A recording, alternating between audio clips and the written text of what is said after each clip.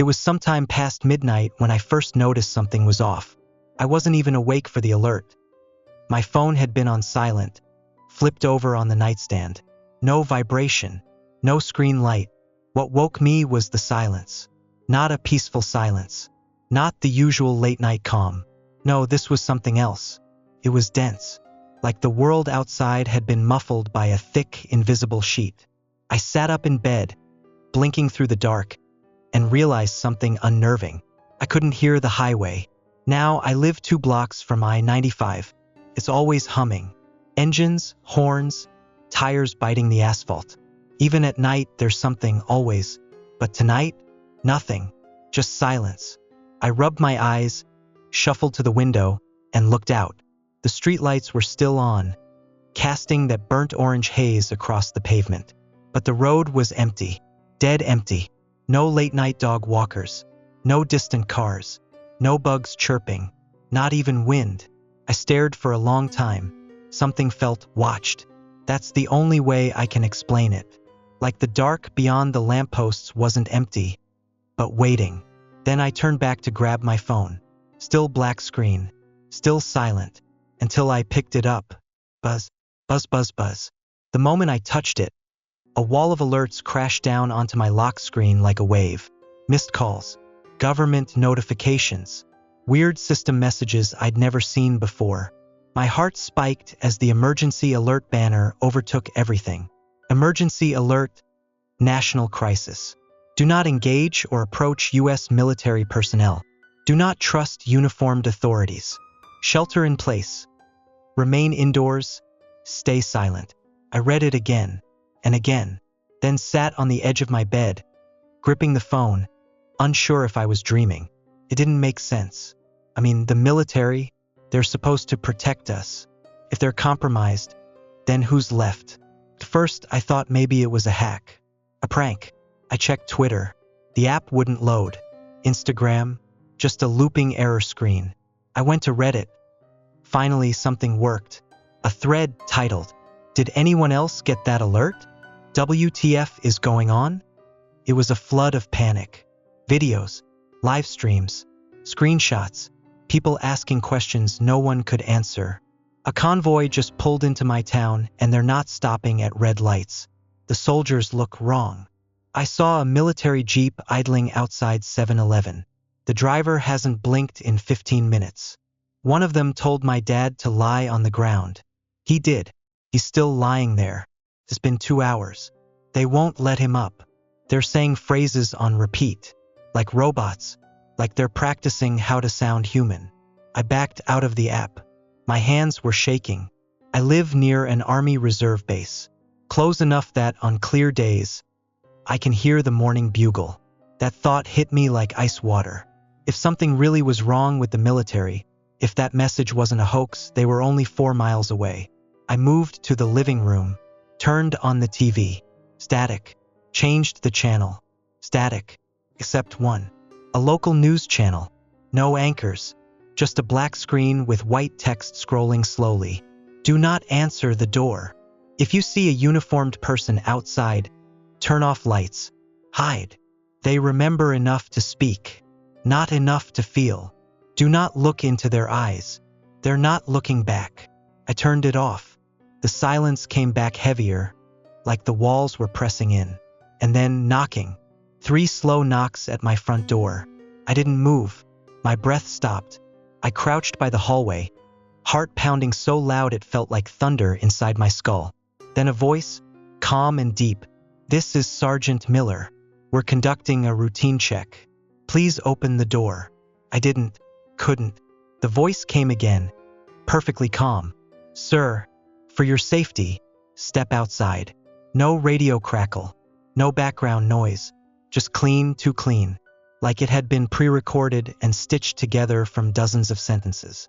Then silence, until another knock, slower this time, followed by a whisper, but not in Sergeant Miller's voice. No, this voice was mine. "Open up. I know what you're thinking. You're right." I crawled to the kitchen, got a knife. My hands were slippery with sweat. I don't even know why. It was instinct, a whispering, ancient part of my brain screaming, Don't trust them. Don't trust the skin they wear. I haven't moved since. The lights are off. The door is still locked. But now, I hear more footsteps. Not walking, marching. They're going house to house, one by one. And I swear, when I look outside, I see the neighbor's kid standing next to one of them. Still, blank-eyed, holding hands with the thing in the uniform. He went missing last week. They haven't left. I'm not sure how long it's been. Maybe 6 hours since the first knock. Time moves differently when you're crouched in the dark, afraid to breathe too loud. The power went out around 2 a.m. One last flicker, and then the silence got heavier, thicker. Like the air itself knew something was wrong and wanted no part in it. They're still outside. The same boots, the same pacing. Slow, deliberate. They don't try to break in. They just wait. They want me to open the door. They knock every so often. Sometimes it's calm, sometimes frantic, like they're growing impatient. But it's always followed by a voice. Always the same. Sir, this is Sergeant Miller. For your safety, please step outside. First, it sounded human. Now it doesn't.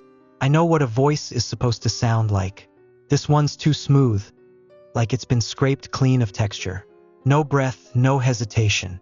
Just sound, detached from a living thing. But it's worse when it's not Sergeant Miller. Sometimes they switch. The voice will be different. Female, childlike, or someone I know.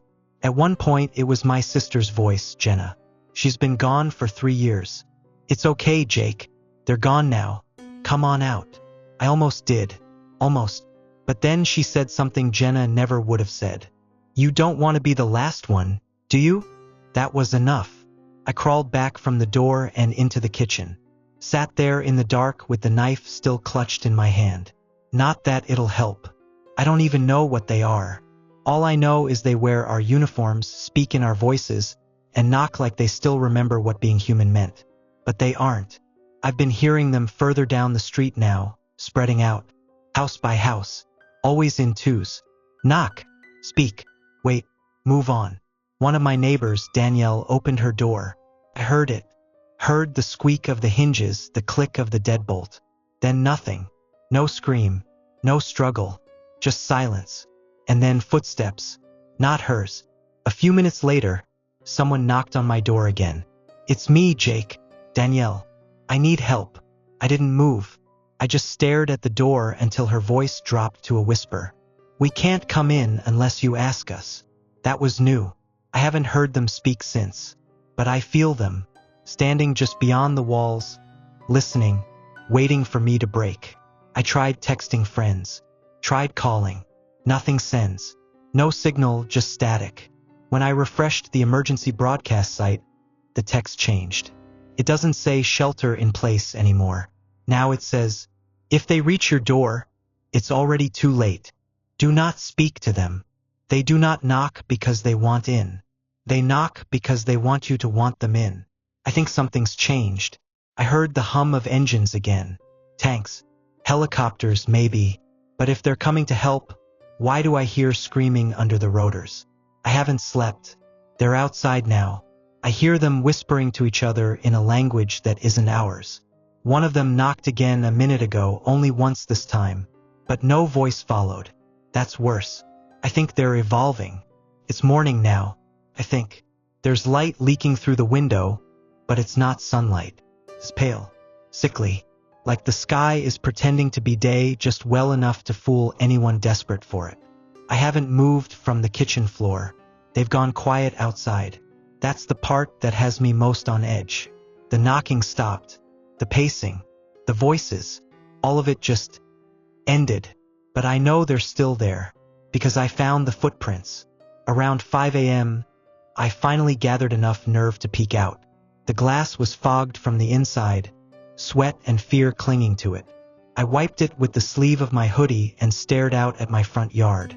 The grass was flattened in places, but not from boots, from something else.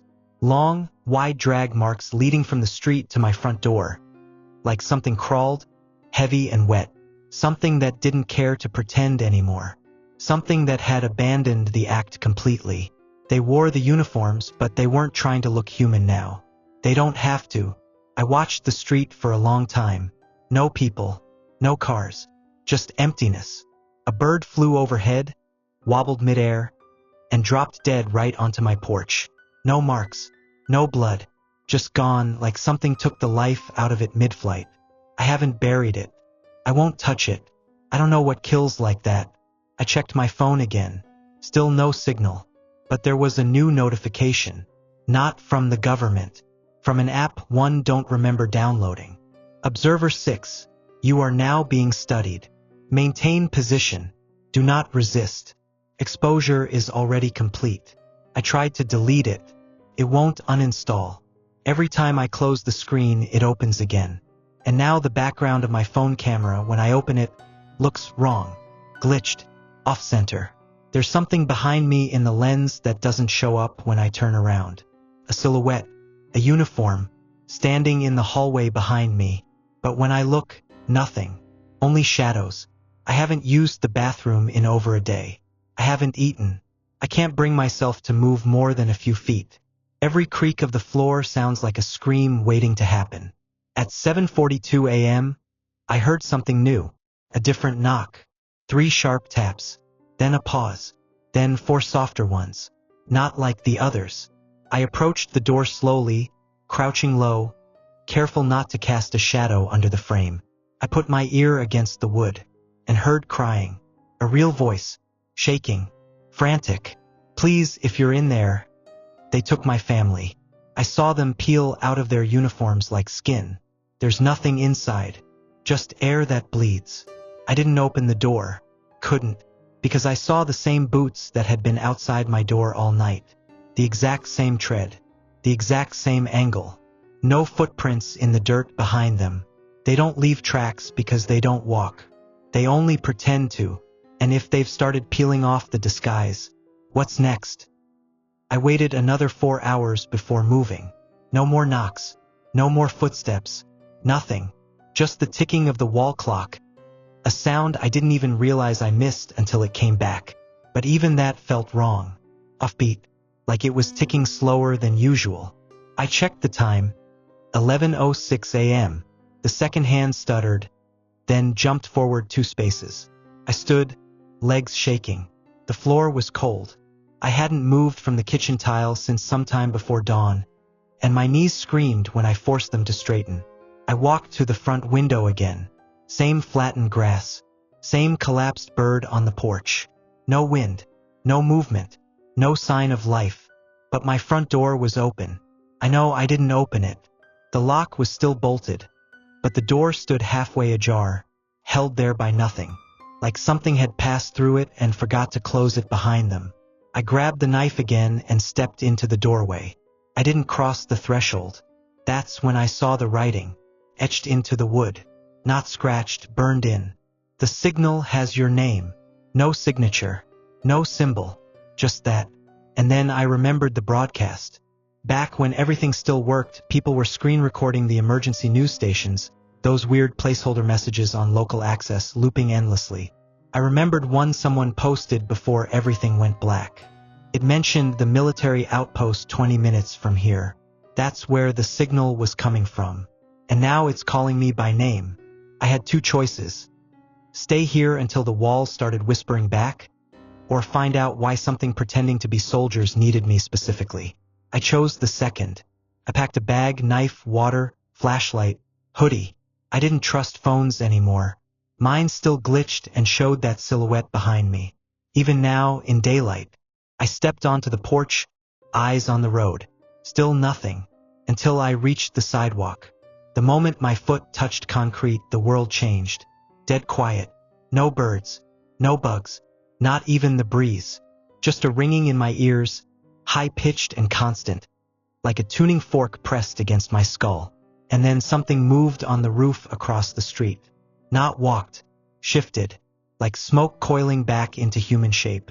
It stood slowly, and I saw the uniform first, the helmet next. But it wasn't solid. Pulsed, vibrated, like it was trying to stay shaped like a soldier but kept slipping. Then its face turned toward me. But there was no face, just static. a blur of color and heat and nothingness. And in my head, I heard my own voice say, "Keep walking, you're almost tuned." I ran, not because I thought I could outrun it, but because the thing didn't follow. It just watched, letting me go, as if I was doing exactly what it needed me to do. I think the tower is still broadcasting. I think that's how this started. And I think if I reach it, I'll finally understand what they are, or what I've already become. It's not just a tower. It breathes. I'm about a mile from it now, maybe less. The closer I get, the more the air feels alive, thicker, warped, like I'm walking underwater. Every few steps, I feel a pulse beneath my feet, a low-frequency thump, like a heartbeat buried deep in the ground. It's coming from the tower. It doesn't even look like it used to. I remember driving past it with my dad when I was a kid, a plain metal thing surrounded by fencing and floodlights, cold, clean, military. Now it's different, twisted metal, bent at impossible angles, antennas melted into veins. The fence is still there, but parts of it are floating. Not broken, floating, as if gravity gave up near the signal. There's no one around, not a single soldier, no guards, no security drones, just empty watchposts, their monitors blinking in loops. One of them was playing footage of me, right now, wearing the hoodie, holding the knife. It was recorded from overhead, but I never saw a drone. I turned it off and kept moving. The sound changes here. It's not quiet anymore. There's a hum in the sky, like a choir made entirely of radio static. Garbled voices layered over each other, rising and falling in strange rhythm. Sometimes they say my name. Sometimes they say things I haven't said yet. And when I look up at the tower now, I swear the red light at the top isn't blinking. It's watching, like it's aware I'm coming. I found what's left of a convoy truck outside the gates. Burned out, still smoldering even though there's no fire. The windshield melted into the seat. Black ooze trails down the driver's door and pools beneath it like it tried to crawl away. There's writing on the hood, finger carved into the soot. "We tried to kill the signal." IT spoke first. "I haven't gone inside yet. The gates are open, but I've just been standing here, shaking, trying to work up the nerve, because I can see something just past the doors. It looks like a person at first, leaning against the tower's entrance, helmet on, unmoving. But something's wrong with the limbs. One arm is too long. The other is bent backwards, hanging like wet cloth. His chest rises and falls, but too slowly. Not like a person breathing, more like an engine idling. I called out. It didn't respond, but the red light on the tower flashed twice. And then the voice came, not from the figure, from the tower itself. It didn't speak words, not at first, just garbled noise, like 100 voices trying to scream and whisper at the same time. Then I heard it clear, calm, male, emotionless. "All stations. Target Observer 6 has arrived. Containment no longer possible. Uniform is breathing. My skin is burning. Every time I look down, the sleeves of my hoodie twitch. Not from wind, there is none. It's like the fibers are alive, or remembering something I haven't done yet. I think the uniform they're all wearing, the ones those things parade around in, they're not costumes, they're hosts. And if I go in there, I don't know if I'll come out as me."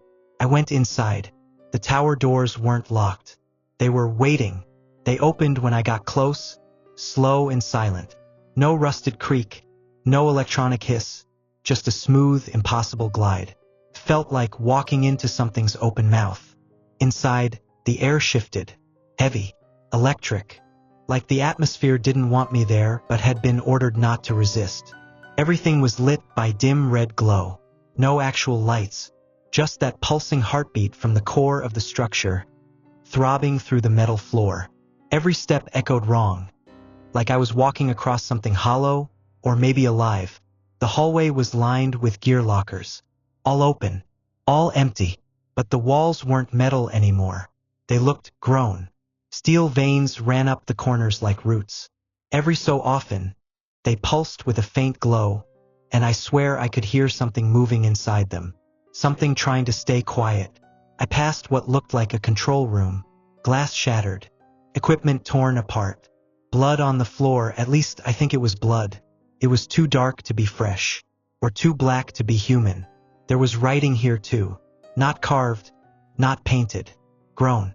Words formed by the lines in the walls. You were always coming back. My ears rang louder. The frequency was changing again. Higher, sharper. I could feel it behind my eyes, pressing inward, like the signal was tunneling into my head. I stumbled down the next corridor and reached a stairwell. Down. Of course it was down. I don't know how long I descended. Minutes, hours maybe. Time doesn't work here. My watch stopped ticking the second I entered. The deeper I went, the louder it got. Not just the hum anymore. Now I could hear breathing. Not one thing. Hundreds. I hit the bottom. Massive doors sealed shut, marked with the same strange pattern I saw on the uniforms. I didn't need a key. The doors opened when I got close, just like the front. Inside, I saw them. Dozens of uniforms, hung like suits on meat hooks, swaying gently. But they weren't empty. Each one twitched. Not with wind, there was none. They convulsed just slightly, like they were remembering movement. I couldn't see faces, just helmets, smeared visors, and the softest breathing, like something alive was trapped inside. Then the room lit up, red flash, then white. In the center stood a figure, different from the rest. No weapon, no rank, no face, but it spoke, not out loud, into me. You've arrived early, Observer 6. The others took longer to forget what they were. I tried to speak, couldn't. My throat didn't work. It walked closer, and I saw it wasn't walking. It was gliding, bones bending with each step like joints didn't matter. Then it reached toward me, and I didn't run. Because deep inside, something told me the truth. I hadn't been running from them. I'd been running back. And the signal? It wasn't calling me. It was welcoming me home.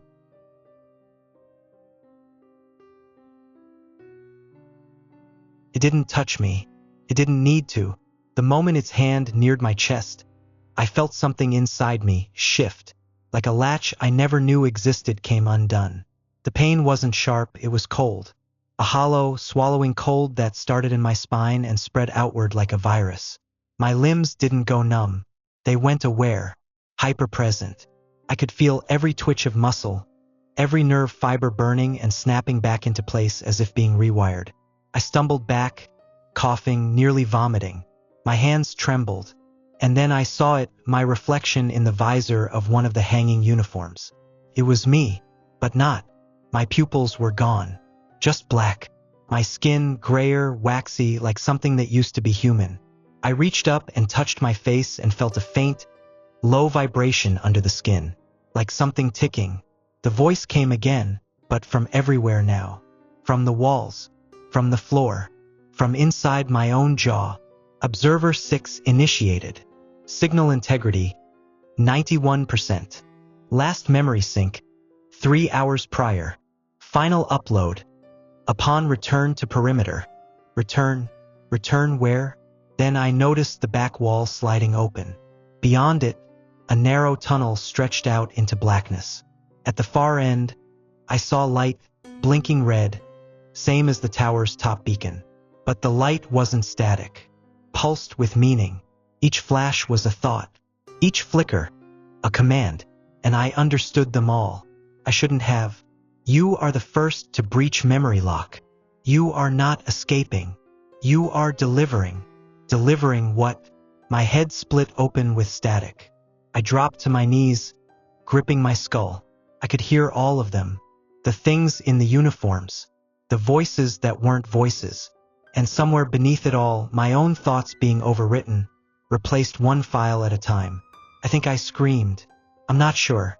It may have only been a flicker of resistance, a dying echo before it all clicked into place. I stood, not because I wanted to, because the signal needed me standing. I took one step forward. The hanging uniforms turned, all of them, their helmets twisted in sync, tracking me. No faces. Just that smeared glass, fogged from the inside, pulsing in time with the tower's heartbeat. And then the voice said the last thing I wanted to hear. Congratulations, Observer 6. Your uniform is ready. Please report to the broadcast perimeter for reintegration. The humans are beginning to suspect. They still believe the military protects them. They need to hear your voice say otherwise. I woke up with blood on my hands. I don't remember falling asleep. I don't remember collapsing. But I remember the moment I opened my eyes and realized I wasn't in the tower anymore. I was lying in the middle of the street, right back in my neighborhood. The sun was out, but wrong again. A little too low in the sky, a little too cold on my skin. I stood slowly, legs stiff, heart pounding. And then I heard it. My voice, coming from someone's car radio. This is Corporal Alex R. The name cut out before I could hear the rest. But I recognized the tone. Flat, precise. That same forced calm the emergency alerts always used. But I hadn't recorded that. I hadn't said that. I walked forward and realized every single house on my block had a TV glowing behind the curtains. Some with static, others with military briefings on loop. And in all of them, my face. Not fully, just flashes, moments, a silhouette pacing in the back of the footage. Sometimes I was standing behind a general giving a press statement. Sometimes I was loading gear into the back of a convoy. But it was me, wearing the uniform I swore I never put on. And then I heard my neighbor scream. I ran. She was outside, clutching her head, sobbing. The screen door behind her was open, the TV inside blaring my voice again. Remain calm. Reinforcements are active in your zone. The perimeter has been adjusted to include your home. She pointed at me, eyes wide. You were in my living room. You stood in front of the fireplace and said, "It's time to tune." You just walked out through the wall. I tried to tell her I wasn't, that I didn't, that I had been in the tower. But when I raised my hands, they weren't mine anymore. The fingers were long, pale, vibrating faintly like a signal still adjusting. My sleeves, military issue. No name patch, no rank, just a black-on-black insignia shaped like the tower. I looked down at my reflection in her car's side mirror. Helmet on, visor smeared, static where my eyes used to be, and my voice, no longer coming from my mouth, but from inside every speaker on the street. Observer 6 has completed broadcast alignment. Perimeter collapse is in progress. Uniforms are now self-replicating. And then, one by one, the people on my street began to freeze. Mouths open, eyes flickering with the same static I'd seen behind my own reflection. They weren't screaming. They were receiving. Because I wasn't just in their radios anymore. I was the signal.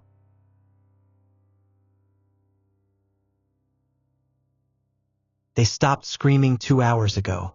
Not because it ended. Because there's no one left to scream. I'm walking down the middle of the highway now, miles from my neighborhood. Maybe further. I can't tell. The sky's the same color no matter which direction I face. A deep, dying blue with a faint red pulse behind the clouds. Same beat as the tower. Same beat as me. Cars are abandoned. Some still running, doors open, engines purring without drivers. Radios still whispering my voice over the static. Remain calm. Reinforcements are among you. Uniform integrity remains high. The military is still here. And that's the part no one questions. Because people trust the uniform. Even when there's nothing left inside it. Every town I pass is quieter than the last. Not empty. Worse, occupied. People standing at corners like mannequins. Their eyes flickering. Chests rising and falling like machines in standby mode. I walk past them and they don't even turn. Why would they? I'm one of them now. Maybe the first. Maybe the prototype. Observer 6. I still don't know what the other 5 were. Or where they ended up. Maybe they dissolved. Maybe they became towers themselves. But I know what I've become. Not a person. Not a soldier. A signal. I found another tower an hour ago. This one wasn't metal. It looked like it grew from the earth.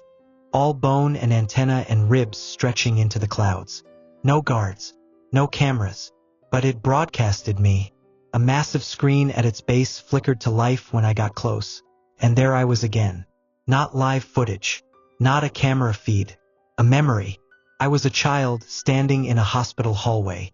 My father, a colonel, arguing with a group of men in black uniforms. I don't remember this, but I watched it play out like it had been recorded. One of the men said, "He's early. He's not supposed to wake until the fallback activation. If he ever reaches the tower alone, we lose national containment." Another responded, "Then pray no one ever opens the gate." They turned toward the glass. The little boy looked up at them. He looked like me. He was me. They saw me through the glass. And I smiled at them. Now I understand. This wasn't an infection. It was a return signal. A buried backup program waiting for the right frequency, the right body, the right version of me to reach critical distance. The military didn't fall. It was overwritten. And the people? They're not being killed. They're being formatted. Changed into whatever we were before we forgot. I reached the top of the hill just before nightfall. In the distance, dozens, maybe hundreds, of towers blink in time with each other. Red, then white, then red. Then I speak again, not from my mouth, but from every speaker on every frequency across the continent. This is Observer 6. Perimeter collapse is complete. You are now in uniform. Welcome home. And somewhere deep inside, the last human part of me watches it happen. Unable to move, unable to scream, unable to resist. The military didn't fail us. We did. We trusted the uniform.